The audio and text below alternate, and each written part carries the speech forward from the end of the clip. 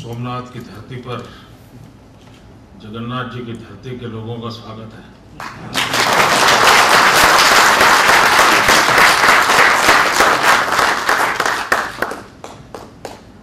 मैं नहीं जानता हूं आपकी किताब में क्या क्या शास्त्र पढ़ाए होंगे, लेकिन मैं इतना जरूर समझता हूं, सोमनाथ और जगन्नाथ का मिलन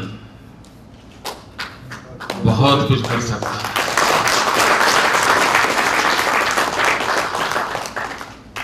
उड़ीसा और गुजरात का मिलन भी बहुत कुछ कर सकता है, और पश्चिम और पूरब का मिलन भी बहुत कुछ कर सकता है। और मैं पश्चिम और पूरब की बात करता हूं तब मैं ग्लोबल कंसेप्ट में नहीं बोल रहा हूं, मैं हिंदुस्तान के पूरब और हिंदुस्तान के पश्चिम की बात कर रहा हूं। क्योंकि भारत के पूर्व में इतने खजाना भरा पड़ा है, अगर उस खजाने को विशेष करके भू संपदा, प्राकृतिक रिसोर्स इतनी बड़ी मात्रा में है, पूर्व पूरा भरा पड़ा हुआ है, और पश्चिम के सामर्थ्य को जोड़ दिया जाए तो साहब इकोनॉमी कहां से कहां चली जा सकती है।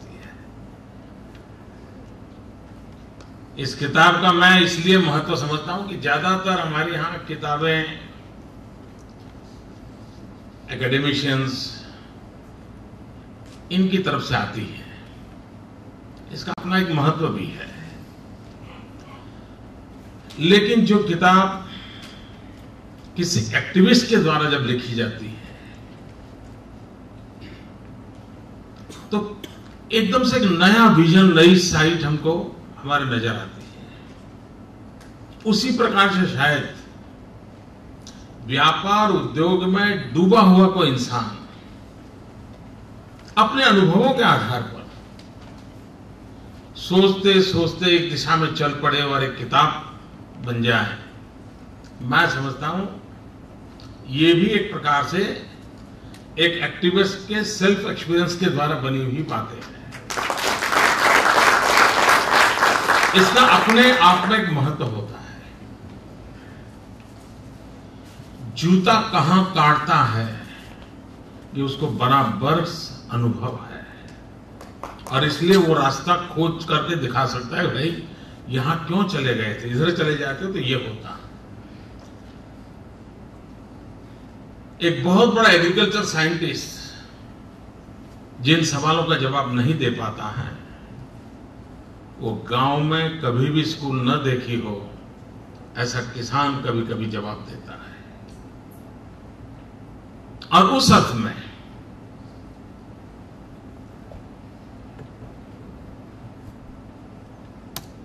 बना बनाया बगीचा हो और उसके फूल का जितना महात्म्य होता है, हमें स्वीकारना होगा कि घने जंगल में अपने आप उगे हुए फूल का भी महत्व होता है।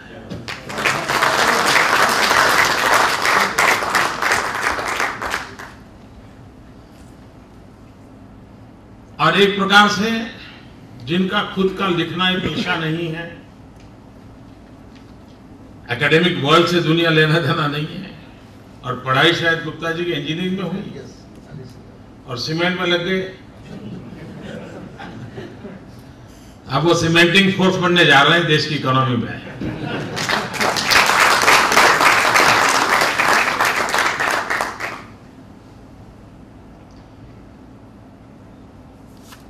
हमारे देश में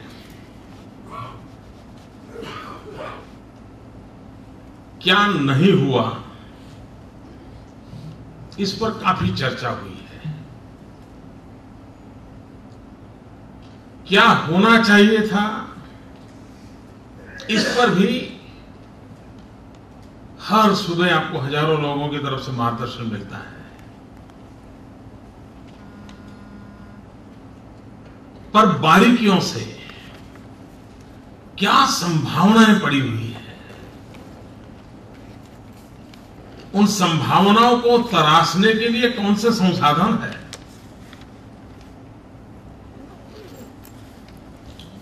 उसके लिए कौन सा रास्ता है,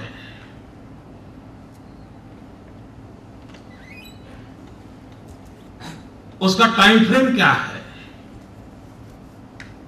किन चीजों को किस तरफ देखा जा सकता है, अगर उस पर हम बल देते हैं तो बहुत बड़ा लाभ हो सकता है। अगर हम दुनिया के समृद्ध देशों की ओर देखें तो वहां एक विशेषता रही है कि उस देश के पॉलिसी फ्रेमवर्क जब होता है तब यूनिवर्सिटीज का बहुत रोल होता है।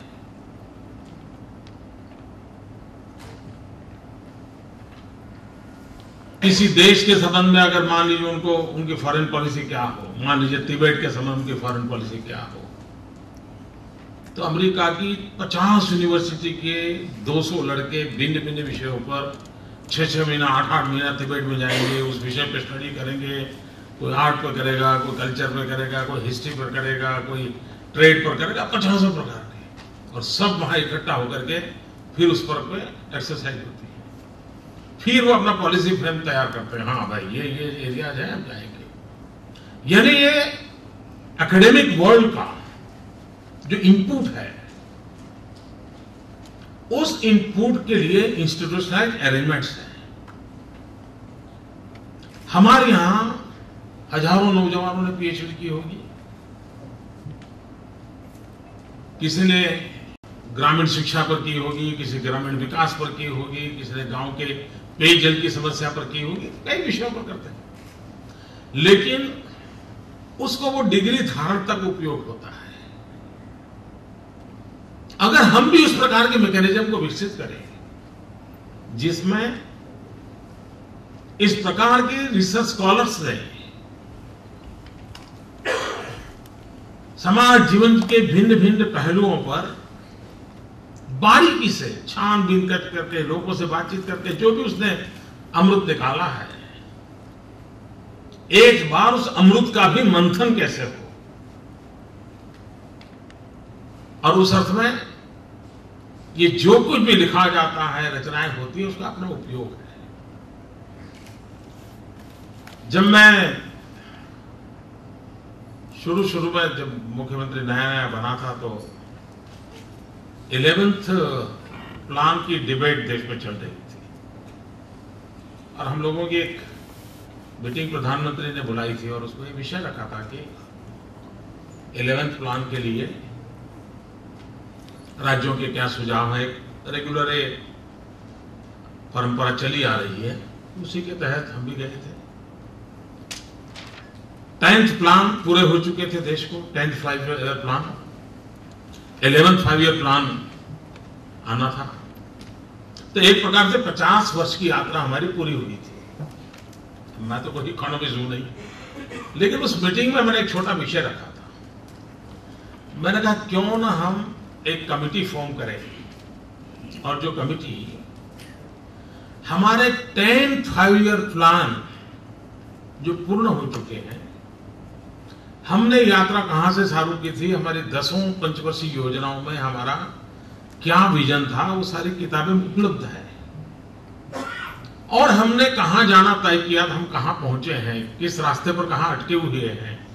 एक बार हमारी 10 पंचवर्षीय योजना जो कि हो चुकी हैं, उसके डॉक्यूमेंट्स का और रियल ग्राउंड में क्या हुआ है, दोनों का एक विस्तार से एनालिसिस करके एक डॉक्यूमेंट तैयार करना चाहिए, और उसके लाइट में 11वीं पंचवर्षीय योजना का दस्तावेज तैयार करना चाहिए। और उसमें भी जैसे वो 50 साल के इतिहास की ओर देखते हैं, तो इसमें भावी 25 साल कम से कम उसको नजर में रखते हुए फर्स्ट 5 ईयर क्या होंगे, उस प्रकार का डॉक्यूमेंट लेकर के आना चाहिए। हमारे यहां दुर्भाग्य से ज्यादातर बातें टुकड़ों में सोची जाती है। तत्काल चलो यार पहले इतना निकल लो, चलो यार अभी ये हो रहा है, चलो एक लंबी सोच के साथ जिसमें कंसिस्टेंसी हो, इस प्रकार की व्यवस्थाओं को कैसे विकसित करें, तो मैं समझता हूं कि हम काफी मात्रा में अपनी शक्ति का भरपूर उपयोग कर सकते हैं।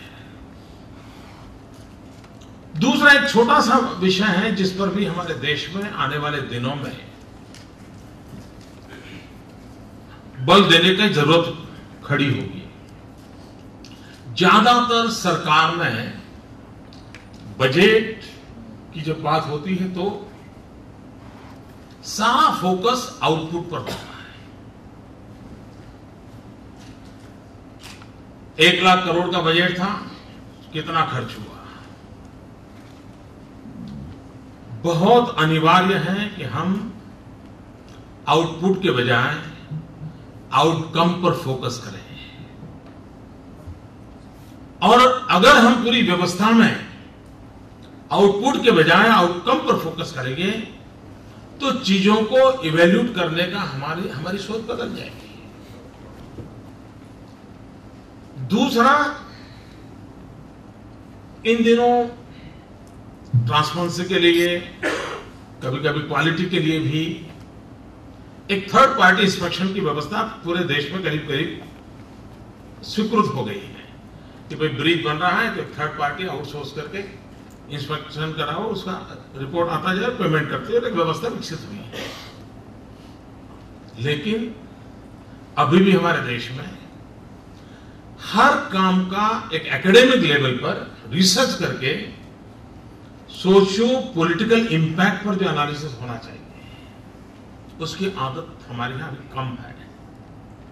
कुछ प्रयोग हमने गुजरात में किए, जैसे हमारे यहां जब ज्योतिग्राम योजना हुई तो ज्योतिग्राम योजना बजट खर्च हुआ, लोगों के घर में बिजली आ गई, गांव में बिजली आ गई, वो तो एक विषय है। 24 घंटे बिजली काम करने लगी, वो भी एक विषय है। लेकिन इससे उनके जीवन पर क्या असर हुआ? हम इच्छित परिणाम की ओर जा रहे हैं कि नहीं जा रहे हैं? तो हमने हमारे यहाँ जो नॉन इंस्टीट्यूशंस हैं इस क्षेत्र में, IIM है, गुजरात यूनिवर्सिटी है, सरदार पटेल यूनिवर्सिटी है, नडियाद की यूनिवर्सिटी है, कई यूनिवर्सिटी को हमने धीरे धीरे चीजों में जोड़ा है। एकेडमिक वर्ल्ड को हमने काम दिया कि भाई जरा देखो इसका इंपैक्ट क्या है, और उसके जो नतीजे मिले हैं उससे लगता है कि हाँ भाई, हम सच्चे अर्थ में एक बदलाव के बीज बोए हैं। जैसे एक एनालिसिस ये निकला कि गांव छोड़ करके शहर की तरफ जाने वाली जो गति थी उसमें करीब करीब 30% डिक्रीज हो गया, बंद हो गया। अब ये अपना बड़ा अचीवमेंट था। हमने साबरमती में नर्मदा का पानी डाला। रिवर ग्रिड का विवाद चल रहा है देश में, रिवर ग्रिड होनी चाहिए नहीं होनी चाहिए, कुछ लोग कहते हैं करना नहीं कर, सब वो अपना काम करते रहेंगे। लेकिन गुजरात ने प्रयोग किया, साबरमती में नर्मदा का पानी बहाया।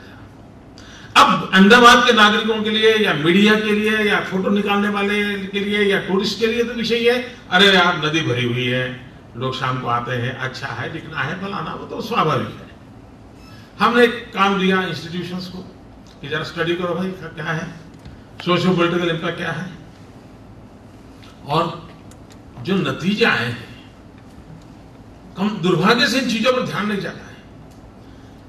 साबरमती में नर्मदा पानी आने के बाद, और साबरमती सालों तक सूखी रहती थी, पानी आने के बाद पूरे शहर में वाटर टेबल ऊपर आया। वाटर टेबल ऊपर आने के कारण जो प्राइवेट सोसाइटीज थी, जो अपना बिजली का बिल भरते थे, पानी ऊपर आने के कारण उनका बिजली का खर्चा कम हो गया।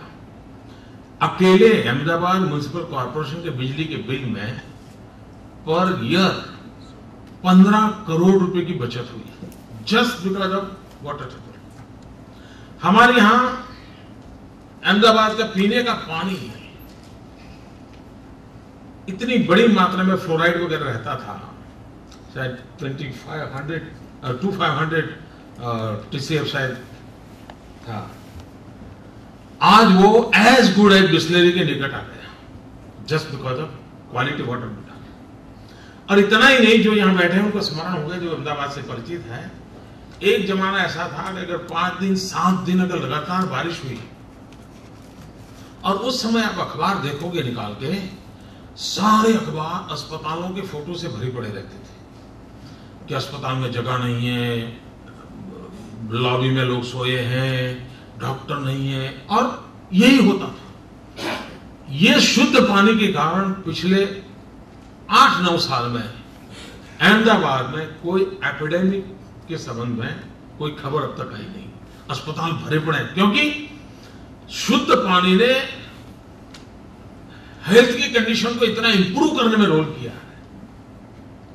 कहने का तात्पर्य यह है कि हमारी पूरी व्यवस्थाओं को अगर हम इस प्रकार से बदलाव लाते हैं, चीजों को आग्रह से जोड़ते हैं, सोशो पॉलिटिकल एनालिसिस हर बात का करते हैं, तो हमें अपने आप हमारी दिशा सही है, गलत है, गति बढ़ाने की जरूरत है, गति कम करने की जरूरत है, क्या करने की जरूरत है, तुरंत पता चलने लगता है और हम कर सकते हैं।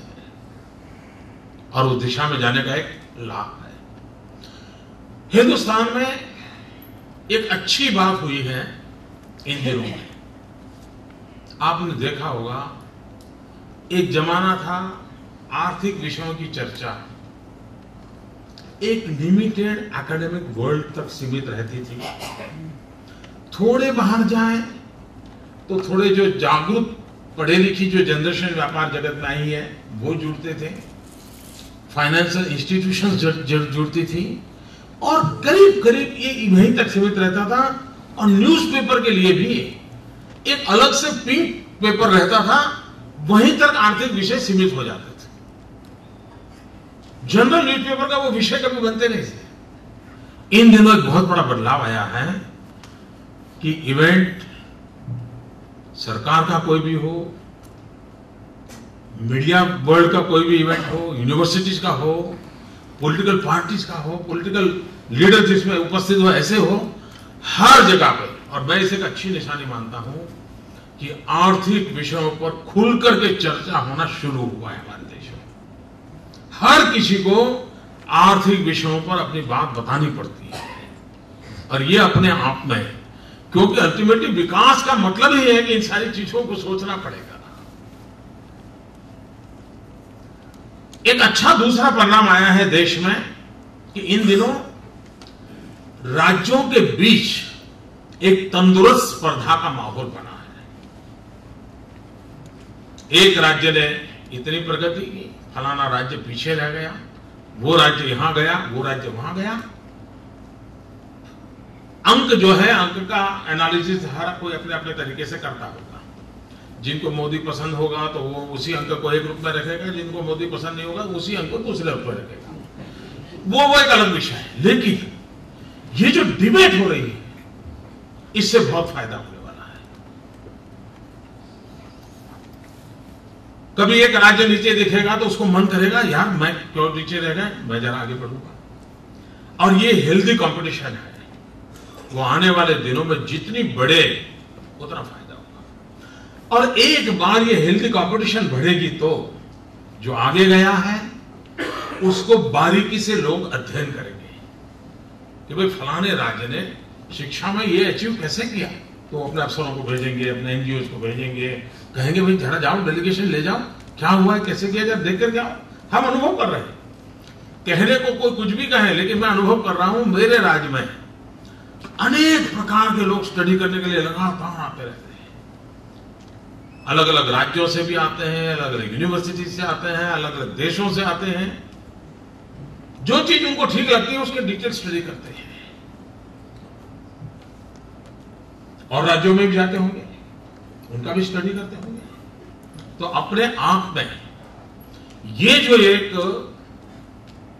विकास की स्पर्धा, और हम चाहेंगे कि देश की भलाई के लिए चुनी हुई सरकारें भी इसी तराजू पर अकाउंटेबल हो। अगर उसी तराजू पर अकाउंटेबल होती है तो सबको ही उस दिशा में जाना पड़ेगा। और धीरे धीरे देश में माहौल बन रहा है, और गुजरात को इस बात का गर्व है कि गुजरात ने इस देश में डेवलपमेंट पॉलिटिक्स के एजेंडा को सेट करने में बहुत बड़ा इनिशिएटिव लिया है।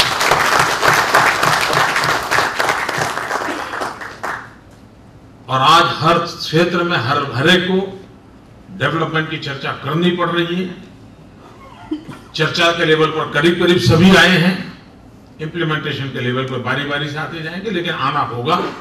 और यही जो अल्टीमेटली हमारे देश को आगे बढ़ाएगा। दूसरा हमारी समस्या ये है, हमारे देश की आदतन समस्या है, वो हमारे वर्क कल्चर की है।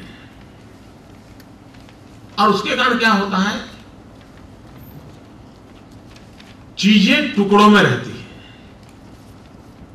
एक पूर्ण रूप से अगर हम चीजों को देखें तो हमारे रिसोर्स का वेस्टेज कम से कम होगा और हम उत्तम से उत्तम परिणाम ला सकते हैं।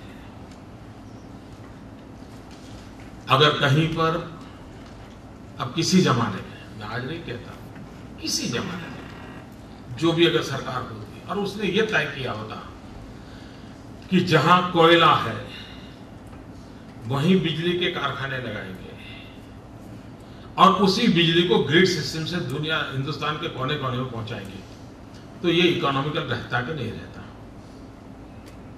कोयला निकालो, कोयला उठाओ, दूसरे राज्य में कोयला ले जाओ, फिर उस कोयले के लिए ऊपर चलने वाला बिजली का कारखाना लगाओ। यानी हम इन चीजों को कैसे जोड़ते, अगर जोड़ने का प्रयास हुआ होता तो हो सकता है कि शायद हमारी स्थिति भिन्न होती। हमारी स्थिति भिन्न, हिंदुस्तान का 2/3 हिस्सा समुद्री तट से जुड़ा हुआ है, लेकिन हमने कभी भी एक इंटीग्रेटेड समुद्री तट की पानी में यातायात की व्यवस्थाएं विकसित नहीं की। वरना कंडला पोर्ट से मुझे अगर मानो को सामान ले जाना है और भाई आंध्र में ले जाना है, तो मैं हिंदुस्तान को चीर करके बाकी सब खर्चा उठा करके जाने के बजाय समुद्र मार्ग से अगर मैं वाइजैक जाकर के माल छोड़ देता तो हम कितना इकोनॉमिकल और कितना बड़ा इंस्टीट्यूशन हमारा डेवलप होता। ज्यादातर हमने उस पर बल नहीं दिया है। यानी समुद्र तट का पानी के मार्ग से यातायात की व्यवस्थाओं को विकसित करने का काम अगर पहले हुआ होता, और हो सकता है उस व्यवस्था से आज हम कार्बन क्रेडिट कमाते होते, हम बहुत कुछ चीजों को कर सकते थे। यानी कभी कभी ध्यान में आता है, हाँ भाई ये जगह पे ये होता तो अच्छा होता। कम मात्रा में कहीं प्रयास हुए भी होंगे, लेकिन शायद तत्कालीन समय में शायद कोई उसको पूरा बल नहीं मिला होगा। जो भी हो, कहने का बड़ा तात्पर्य यह है कि हम natural resources, human resources, skill, need और उसके लिए हमारी पॉलिसी और उसके लिए योग्य लीडरशिप क्वालिटी, इन सब और इन सारी चीजें इस देश में उपलब्ध है। ऐसा नहीं है कोई बाहर से इंपोर्ट करना पड़े, सब कुछ इस देश के पास है। अगर न होता तो ये देश किसी जमाने में सोना की चिड़िया न होता। कुछ तो होगा तभी तो रहा होगा भाई। और इसलिए उस विश्वास के साथ हम अपने देश को आगे बढ़ा सकते हैं, हम अपने देश की सेवा कर सकते हैं। ये विश्वास प्रत्येक भारतीय के अंदर पैदा होना चाहिए। अभी गुप्ता जी बता रहे थे, लेकिन पता नहीं क्या कहना चाहते थे। वो कह रहे थे कि मोदी जी ने गुजरात का कर्ज तो चुका दिया है, अब हिंदुस्तान का कर्ज चुकाएं।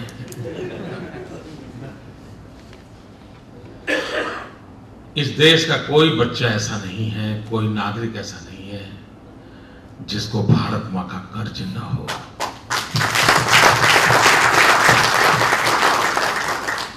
भारत मां का कर्ज सिर्फ मोदी के ऊपर नहीं है, हम सबके ऊपर है।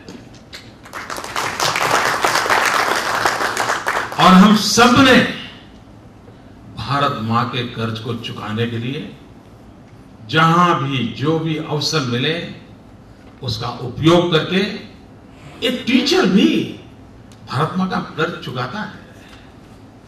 एक डॉक्टर किसी बालक की जिंदगी बचा करके भारत मां का कर्ज उतारता है। और इसलिए यह हम सबका दायित्व बनता है कि हम सब भारत मां के कर्ज को कैसे पूरा करें और भारत मां खुद आशीर्वाद दें ताकि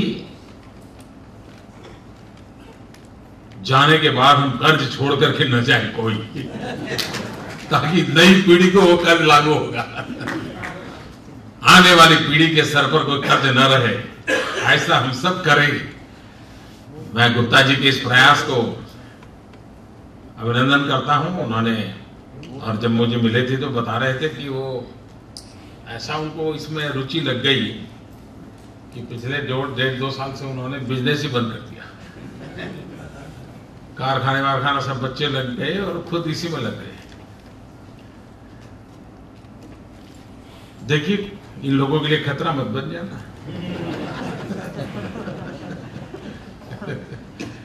धन्यवाद मित्रों।